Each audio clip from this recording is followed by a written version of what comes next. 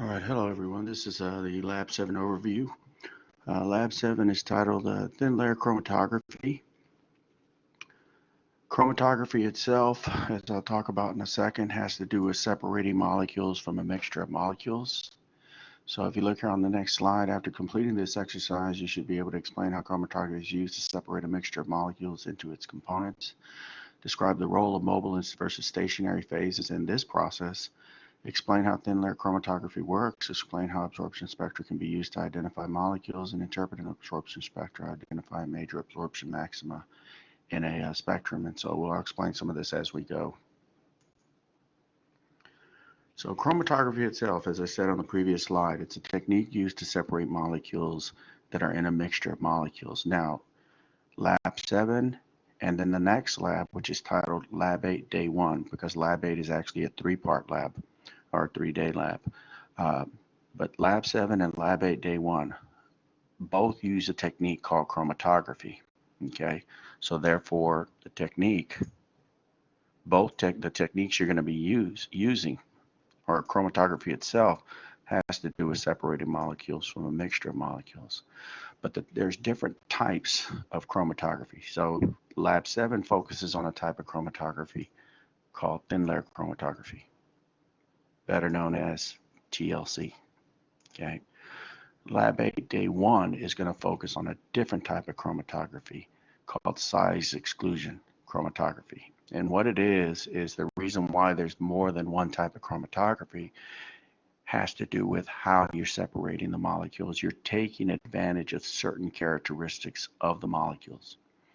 So for thin layer chromatography, what you end up doing is taking advantage, okay, of molecules that are polar versus those that are nonpolar. In other words, you separate molecules based on whether they're highly charged, a little charged, which means they're polar, or they're non-charged at all, therefore they're nonpolar.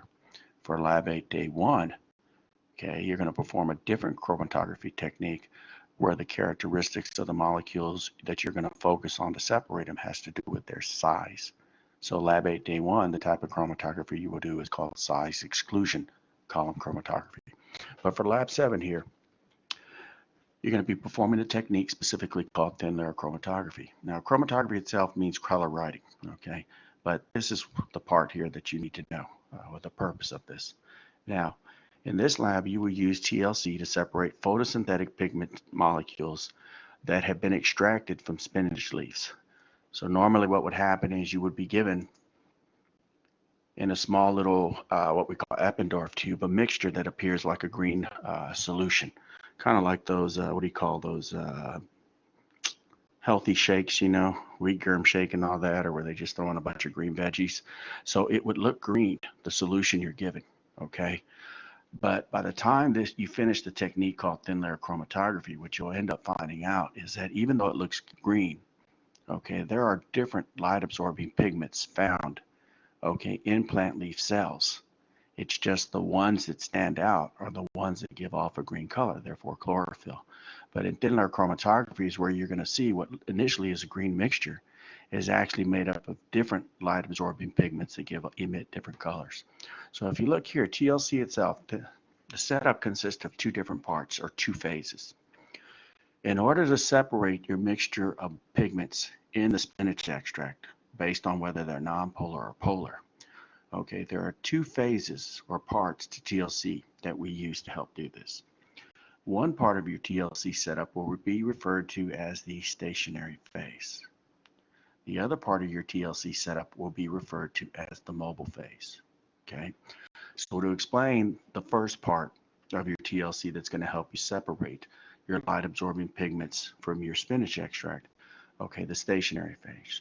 The stationary phase of your thin layer chromatography, okay, is material that would be supplied to you called a TLC plate. This is a picture of a TLC plate, except it wouldn't have the pencil lines on it or the extract. It would just be a white rectangular plastic sheet.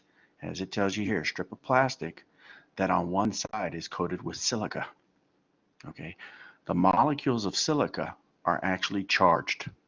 So silica is made up of polar molecules, if you want to call it. Okay, so what happens is when you set up your TLC experiment, what you do is you apply your spinach extract to one end of this TLC plate. And the side of the TLC plate you add it to is the side coated with silica. So here's an example of what one group did. They added their spinach extract to one end of the TLC plate, okay, and it's actually added on the side of the TLC plate that's coated with the silica, which is made up of charged molecules. You will apply your horizontal line of spinach leaf extract onto the silica coating nearing one end of the plate, and the location on the plate where you add, okay, the spinach extract, well, we call that the origin,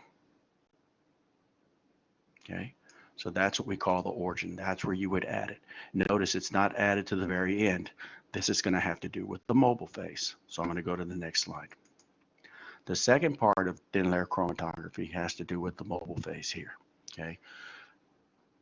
What out of the supplies and materials that you would normally be supplied with, okay, plays the role or serves as your mobile phase?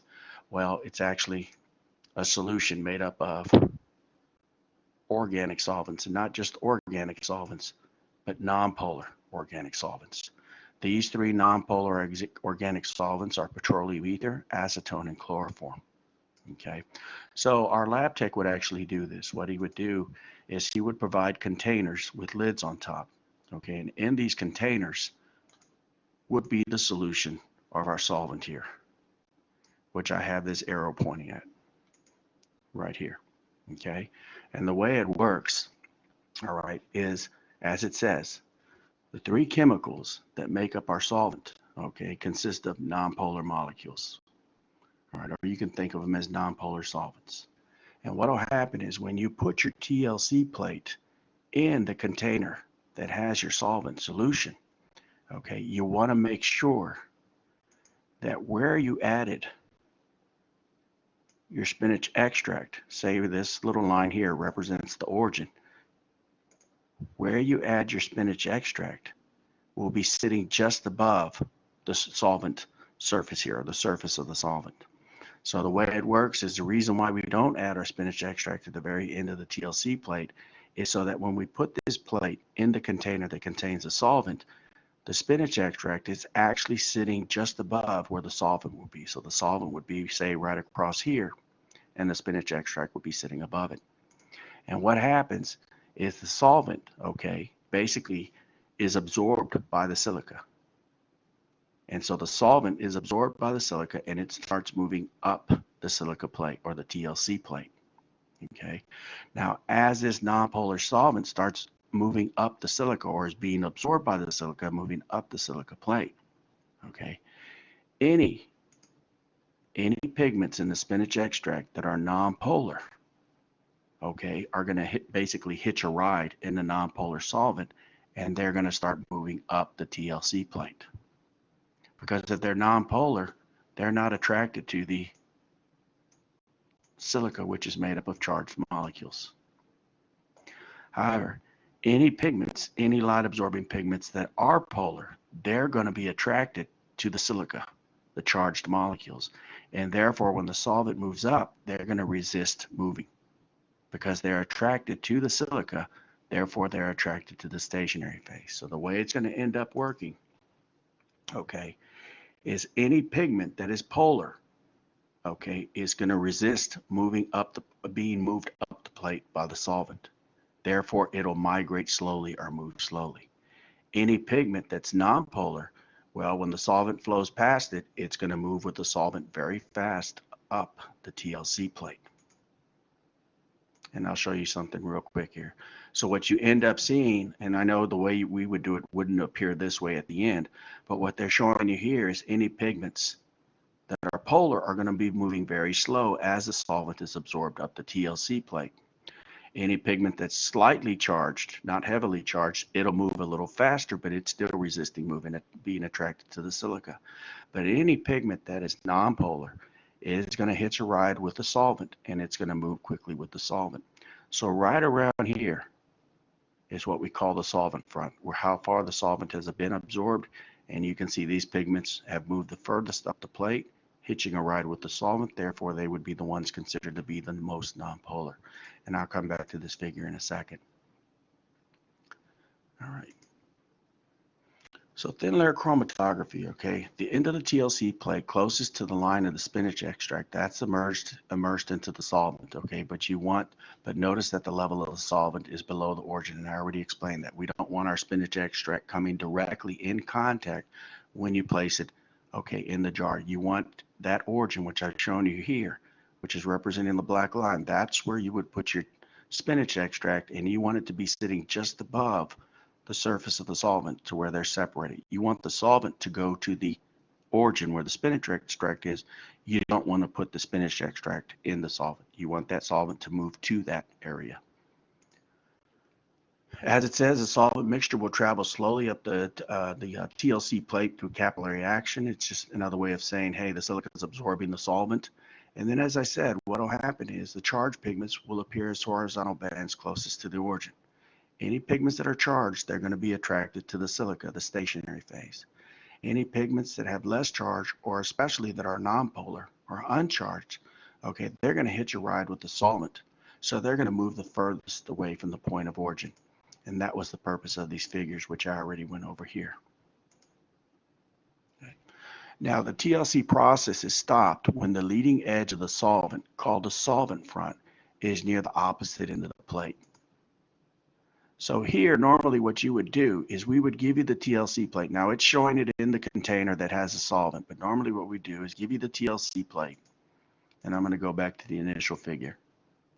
And what you would be told to do is draw a pencil line going across, making sure it's parallel to the edge of the plate on one end. And then you would come to the other end and very gently draw a little line with the pencil here. One line would represent your origin, and the other line on the opposite side where you would add your spinach extract to the origin, the other line would represent what we call the solvent front. Okay, so this I highlighted it again also. Your origin would be a line where you would put your spinach extract. It would sit just above the solvent when you put your TLC plate in the solvent. And then the solvent front would be represented by the line. And basically what ends up happening is the pigments, okay, or once that solvent is absorbed and reaches this line, basically that's a solvent front here, but the line is kind of the finish line. It tells you, hey, this is where you're going to stop and you're going to take the TLC plate out. Now, from the array of pigment bands that will appear, you will identify 3 bands in particular. Now, initially, there are going to be 5 pigments total that you're going to identify. And then what's going to happen is you're going to focus on 3 of them. Okay, so basically the way it's going to work is in the post lab, first few questions, you're going to be looking at a total of 5 pigments, which I'll point out to you. But by the time you get to question 5, this is where you're just going to be focusing on these 3 pigments, light absorbing pigments, carotene, chlorophyll A, and chlorophyll B. Now, normally what would happen is once you do your TLC run, or first you would add your spinach extract to the side that's the line that you drew that represents the origin. You would then place it in that jar containing the solvent, which would be right about up to here. When you place it in, the solvent would start to be absorbed into the silica. As the solvent moves up, it would pull on the various light absorbing pigments in the spinach extract. Usually it takes about 20 minutes before the solvent front passes this line, which we call the solvent front line. Okay, now this sample was left in what we call the TLC jar with the solvent too long, but you can see here what appeared as one band has separated into multiple bands of different colors. Okay, now normally what we would do is when the solvent itself reaches this line that we call the solvent front line, we would take this TLC plate out of the TLC jar with the solvent, but we let it run a little too long. Okay, then what would happen is you would actually identify 5 of these bands. Okay, and then we would tell you to take some measurements, which I'll explain in a little bit. And then after you take those measurements, we would tell you, hey, 3 of these bands correspond to carotene, chlorophyll A, and chlorophyll B, and you would be told, hey, scrape off that area that has a pigment. So you would take off the pigment and the silica. You can see here before and after to removing the pigments, okay, that you would be told to remove. All right, and then you would go through a process of where you would separate the pigments from the silica using alcohol.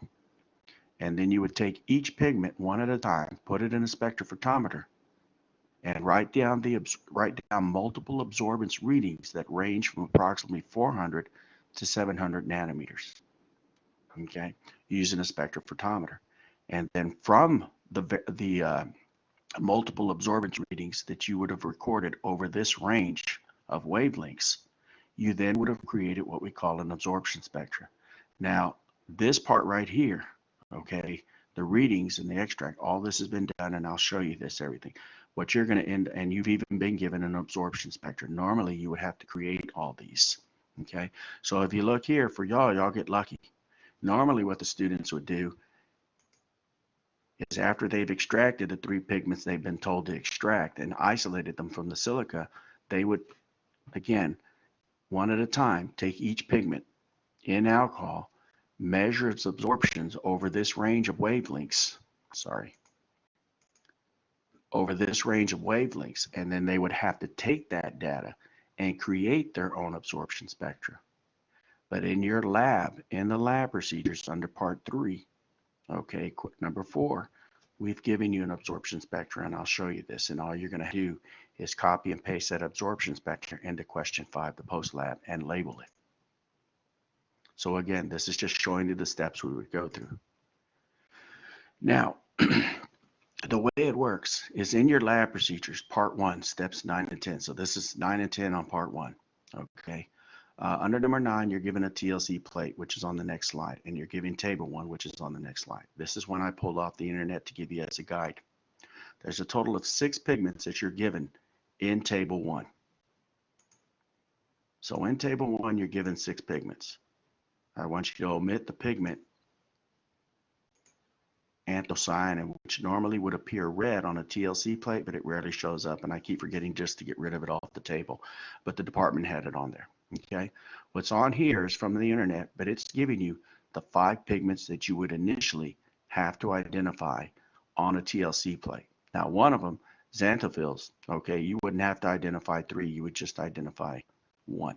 Okay, so what I'm going to do now is this next slide, slide 11, has the figures and the table from steps 9 and 10 of lab procedure, and I forgot to put part 1 of the lab procedures, but it's part 1.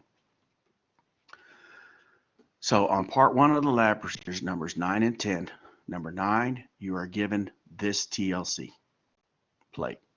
It's already gone through what we call the TLC run. This is what it looks like after putting it in the solvent. Down here is where the spinach extract was added at the origin. And then you can see here, this represents a solvent front. When the solvent itself got to the solvent front line, we take the TLC plate out, and you can see one of the pigments move just about as fast as those 3 nonpolar solvents moved. Now, what I've done is I numbered these to correspond the number. This is not in your lab protocol, so use the PowerPoint to help guide you. The pigment that moved the fastest, in other words, the one that was made up of nonpolar molecules, I put number 1 here, come over here to the table, and notice number 1, this line here is actually orange, and it represents carotene. So right here, this number 1 here, this is how it relates to the table. Okay, so part 1 in the lab procedure, step 9 and step 10, they give you these 2 pieces of information, and this is how they go together. It's not in any particular order, because normally we want y'all to figure this out with a little bit of help. Okay, and but now that we're online, I got to give you a little bit more. So use the PowerPoint in this lab overview, lab 7 overview, to help you. The pigment that migrated the fastest from the origin across the TLC plate close to the solvent front, that is an orange band that represents carotene. So that's why I put a 1 here and a 1 here. Number 2, which is this here, that represents the gray color, which represents the pigment thiophytin. Okay, so this is the second band you're going to have to identify. All right, then from there, we go to our third one. The third one represents chlorophyll A, which is described as a blue-green colored pigment on a TLC plate. That's this one here. The fourth one, which is squeezed in here because it's right up against the fifth one, it's this one roughly right here. That represents the yellow, that's described as being a yellow color, and it represents chlorophyll B. Okay, so this is how it matches up. The last one is number 5, and it's right up against chlorophyll B. So I'll try to do a little bit better job here. That represents the yellow color, which is xanthophyll, which, okay, spelling might be a little off between the two figures that I gave you on the previous slide. Okay, you can see out of the 5 figures you're going to have to identify, the one that migrated the slowest corresponds to the pigment xanthophyll. The one that migrated the fastest is this one up here that corresponds to carotene. Okay, because you're going to be asked some questions. The first few questions you're going to be asked is to calculate what we call the relative migration distance. I'll explain that in a second. And then it's going to ask you which of the 5 pigments that you identified initially, okay, was made up of the most nonpolar molecules, which one was made up of the most polar molecules. But it's actually going to ask you which one migrated the furthest, which one migrated the least, and it's going to ask you to explain why. When you give an answer to that question, okay, you're going to need to indicate, okay, whether the pigment moved fast or slow. Was it due to it being nonpolar or polar? And then you're also going to cite some numerical data called RF data, and I'll go over that in a second. This is potential problems in thin layer chromatography. I'm going to let you look at this here. You can go over that. This is a problem that actually happened with one of my groups. What happened is when they were drawing the pencil lines representing the solvent front up here and drawing the pencil line representing the origin, one of the students, she was an A student, she was a great student, but she got a little overzealous. So what happened is instead of drawing a pencil line very lightly across the silica, she kept moving the pencil back and forth until she carved through the silica. So what you're seeing here that I'm moving the tip of the finger from, across, that's actually the plastic that the silica plate is on. She actually, scraped off the silica, drawing the line for the origin. So when they added their spinach extract here and they put their TLC plate in the TLC solvent jar, what happened was they disrupted, okay, the solvent flow up the TLC plate. Therefore, they didn't get the separation due to a lack of the pigments migrating the correct way, and they got this beautiful, what we call floral pattern. Okay, and I had to tell the students, tell that group, I know y'all are a good group and pay attention to detail, but y'all got a little overzealous. You were supposed to draw the pencil line across the silica without scraping it off. This is what happens sometimes when a mistake happens. So the poor group had to stand there for about 20-30 minutes watching this floral pattern being created, knowing that their experiment wasn't working. But they were okay. They were working hard, so we worked it out. Okay. Now, initially, like I said, you're gonna have to identify 5 pigments initially. And then what you're going to be told to do, okay, in the post lab, is to calculate the RF, the relative migration of each pigment in your finished plate. The RF is the distance each band migrated along the TLC plate relative to the distance of the solvent front. Now the solvent, the nonpolar solvent, that solution that was in the jar, it should migrate faster up the TLC plate than any of the pigments, okay? Therefore, when you calculate the RF value, the way you calculate the RF value is first, you measure the distance from the origin where you added the spinach extract to the solvent front. Normally what we do is I tell the students, to simplify this, I tell them, remember the pencil line you drew for the origin? And I said, and remember the pencil line you drew for the solvent front? What I tell them to do is, hey, look, the pencil line you drew for the origin and the pencil line you drew for the solvent front, that's what I want you to measure, going in this direction. Okay? And then I would tell them, hey, measure it in millimeters. So basically what had happened is when they put their TLC plate in the TLC solvent jar, we would make sure that we would take the plate out right as the solvent front was reaching this line to make it easier when they took their measurement. Okay, now normally you won't measure line to line. You would measure from the origin where you put the spinach extract to where the solvent actually went. But this is what they do to simplify it. So that would be it. You would take one measurement. Then what they would do is measure the distance from the origin to each band. So for this top part here, the distance from the origin to the band, you're going to have 5 measurements. Okay. you're going to have 5 measurements. You're going to have a measurement for each of these. You'll have a measurement from the origin down here to carotene. You'll have a measurement from the origin to pheophytin. You'll have a measurement from the origin to chlorophyll A, then to chlorophyll B, and then you'll measure from the origin to xanthophyll. So you're going to have 5 measurements in millimeters. And then what you're going to do is you're going to take each pigment one at a time, okay, and take the distance that each pigment migrated. Say you put in the distance carotene migrated, and then you're going to divide it by the distance from the origin to the solvent front. Now listen carefully. None of the pigments should have migrated further than the solvent front. Okay, they might have migrated about to the same point of the solvent front, but never further. Therefore, please listen. Even though you're taking your measurements in millimeters, you're going to be dividing them in a millimeter by another measurement in millimeters. Therefore, when you calculate the RF, first thing you need to know is your RF value is unitless. There are no units. Second thing you need to know, since the distance that your pigment migrated from the origin to where your pigment migrated should be less than the distance from the origin to the solvent front, okay, your final answer should range from somewhere between 0 and 1. So as you calculate the RF for each of those 5 pigments, the RF value for each of those 5 pigments should fall between 0 to 1, somewhere in here, okay? If any of your RFs come out above 1 or come out negative, you did something wrong, okay? And remember, they're unitless.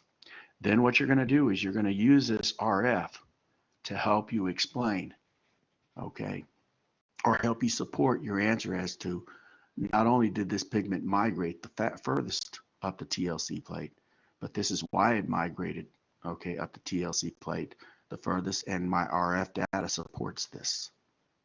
So it's here, the distance between the origin of the pigment band. If your pigment bands differ in thickness, always measure this distance to the same point of each band. So just pick a spot on the band and measure to the same distance.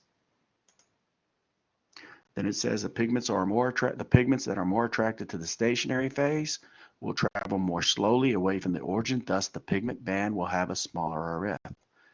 Pigments that are more attracted to the mobile phase, okay, they will travel farther from the origin, thus the pigment band will have a larger RF. So this is a slide that you're going to need to help you answer one of your post-lab questions, because you're going to get a question about which band traveled the furthest and which band traveled the least. This slide right here, which is slide 15, you'll use to help you. And down here it's showing you examples of how they calculated the RFs using the measurements, and they're showing you which the direction, it's showing you arrows going both ways, but the way you'll measure is from the origin going towards the solvent front. So 0's at the origin, and then you measure towards the solvent front or where the pigment band is. Then, as I said, normally what you would have done is you would have removed, after you calculated the RS for the 5 pigments and explained which pigment migrated the furthest and which one migrated the least, and how you relate that to polar and nonpolar, and using your RF data, citing your RF data to support your answer, then you'll get to question 5. And question 5 is going to ask you, hey, look, we want you to create an absorption spectra. That's already been given for you, okay? This is the one for the pre-lab. First of all, an absorption spectrum. What's the purpose of it? Well, it measures the relative amount of light a molecule absorbs within a range of wavelengths. Here, you can see along the x-axis, it tells you the wavelength of light in nanometers, roughly 400 to 700. So in other words, A400 to A700. Now, as I said in lab, normally what would happen is you would extract these 3 pigments, okay, except instead of carotenoids, it would be carotene, one and the same for us, okay? And then what you would do is you would have recorded multiple absorption values at each of these different wavelengths. And here you would have put your absorption values up here, and then you would have created what we call an absorption spectrum. Listen carefully, there are no trend line analyses. You will not ask the program to give you a best fit line or anything. Well, the good news for you is you actually don't have to create the graph. You will be given the graph. This is in your lab. Okay, I have it, I believe, in the post lab, what page you can find this on. All right, but it's in your lab procedures towards the end of your lab procedures. You've been given this absorption spectra graph, but you can just title it absorption spectra. This is the exact one that you have in your lab. You will copy it out of your lab procedures into question 5 for the post lab, and then what you will add to it are labels. Notice here it's giving you the wavelengths. It's already giving you that on the x-axis. Notice here it's already giving you the absorption on the y-axis. What you need to label, okay, is which of these absorption spectras corresponds to chlorophyll A, which one corresponds to chlorophyll B, and which one corresponds to carotene. The way you're going to do that is take the one given to you in your lab procedures that you copy into question number 5 in the post lab and compare it to the absorption spectrum in your pre-lab. That's how you're going to determine which pigment is being represented in the absorption spectra you've been given. And then what you're going to do is you're going to use this graph that you copy and paste into question 5 of the post lab and labeled. You're going to use it to help you answer, okay, the remaining questions 6 through 8. Okay, so pre-lab's no different, and then post-lab you're going to answer all 8 questions.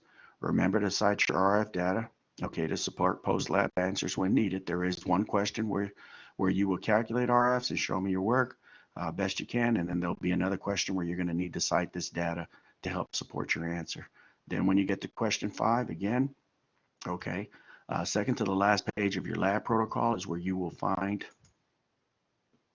this absorption spectra that you will copy and paste into question 5, and you will label it, which it tells you down here. Okay, then you will label it and you will use it to help you answer the remaining questions 6 through 8. Okay, all right, so I hope this helps you out. One more thing, no, that's it. Okay, so this is lab 7, and the date it's due and the time it's due, that's all posted under assignments where it has your lab 7 protocol.